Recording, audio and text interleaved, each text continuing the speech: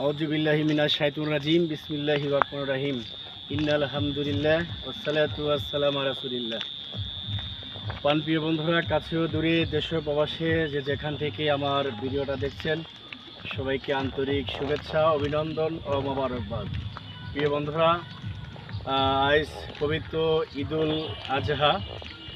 তো ইতিমধ্যেই বিকেল গড়িয়ে গেছে।